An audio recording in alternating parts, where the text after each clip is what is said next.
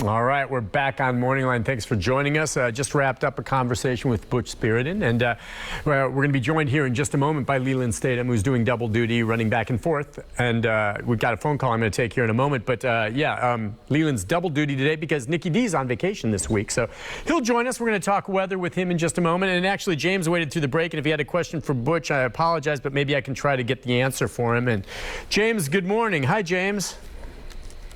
Good morning, Nick. How are you, brother? Good, good. Sorry I didn't get you earlier. I had to wrap things up with Butch, but what's on your mind? I'm fine with it. All I had to say was kudos on last year's show, Butch. Yeah. I hope this year's is good because I most definitely am going to sneak in and watch it with you. So wait, so do you watch from at home or did you come downtown last year? Oh, no, I come right downtown. Cool. I was one of the many fans saying, ooh, wow. Hey, tell me, what's your plan when you come in? What time do you get here? Where do you try to sit? What makes it the easiest for you to get in and out? I actually go up where the courthouse is. Yeah. Old courthouse used to be. Yeah. And slip in on the lawn. Okay, and you got a great view from right there, right? You see everything, and it's a lot of people, though, isn't it? I mean, it's mobbed, isn't it? Yes, most of it you can see, but some of the lower level stuff, no, you miss out on it. But the majority of it, yes, you can see it. Oh, that's awesome. Well, still, you're down there and part of it. If you go down this year and you see me, come on up and say hi. I'll be on one of the. We're going to be going. Where are you going to be at? I'm not exactly sure. I'm going to be on a riser, I think, somewhere down near Riverfront Park, maybe on 2nd and Broad or whatever along there. We're going to have a live special from 9 to 10 o'clock, and I'll be part of that. We'll also be out there during the early newscasts. And so we'll be live during the spectacular show itself. And so feel free to come by and say hi, whatever. I appreciate it. I heard it's awesome to be there in person. Yes, I will. I'll try and find you. And ask Leland if he's going to get a hold of upper management and make sure there ain't no rain coming. Yeah, that's the first question I'll ask him when he comes in. Was it last year? Was it about a half hour of the show? I mean, it was nonstop fireworks, right? Right. Oh, dude, it was so good. It put me in the mind of Indianapolis. Back when I used to watch them in Indianapolis and a couple other cities. Yeah. I was impressed. It was a really good show. So, yeah, I was going to say what you compare it to, because they say this one now is one of the biggest. I think you heard him say, like, 40,000 pounds of fireworks, and they're looking to buy even more if they need them.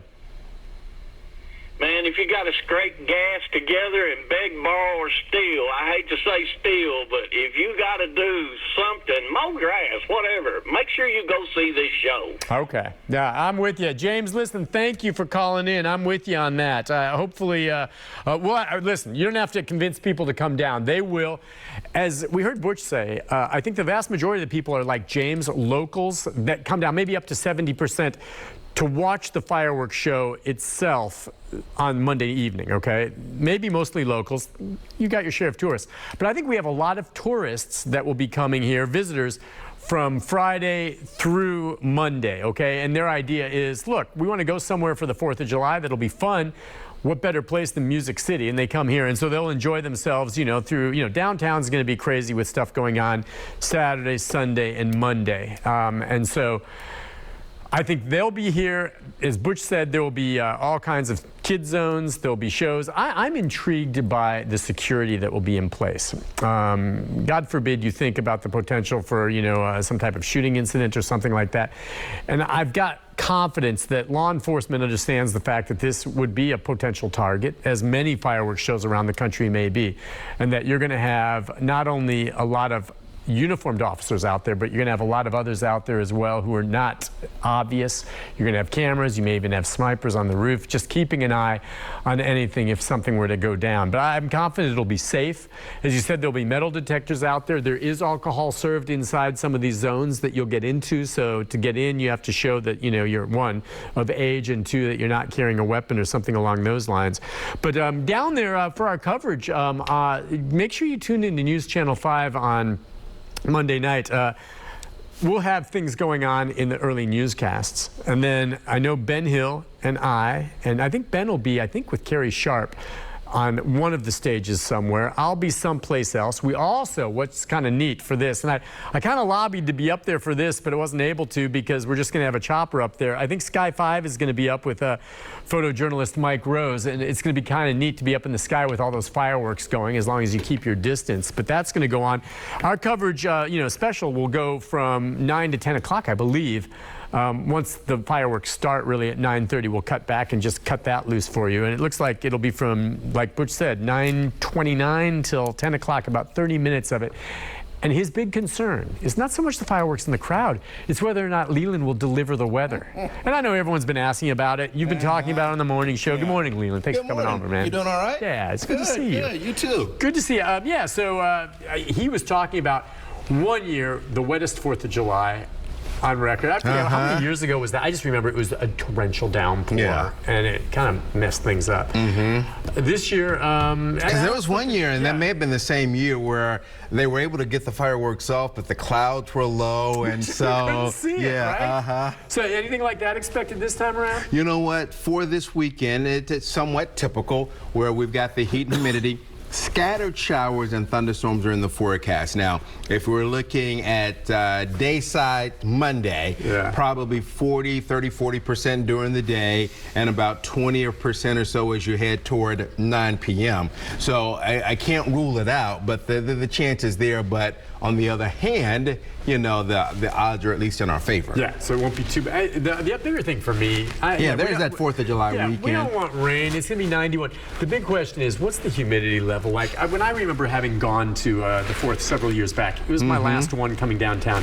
It was so hot, I almost passed out. And I'm like, I'm going to watch at home. I'm not going downtown with that crowd. The heat and humidity will be there, so even if you're just walking around, now some folks will be out there through the day since there is this family zone all day long.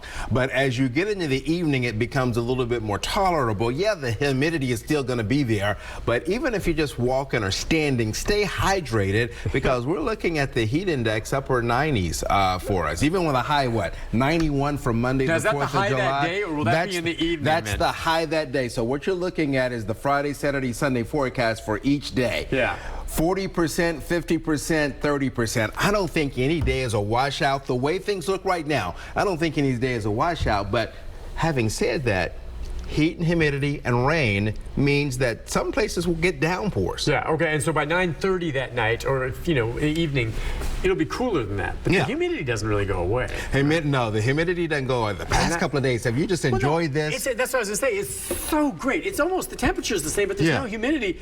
And it's just awesome. It's a night and day difference. It's been 90. The last couple of days, we've hit still 90 hot. degrees. Right, still hot. Yeah. It didn't feel the way it did, I don't know, what was it, 2 weeks ago where you went outside and it was just, oh my gosh. I was out of town, but 2 weeks ago, there were heat advisories. And the heat advisory for us goes into effect when we go over 105 for a certain number of hours. And so there were heat advisories that week. And so it was just brutal.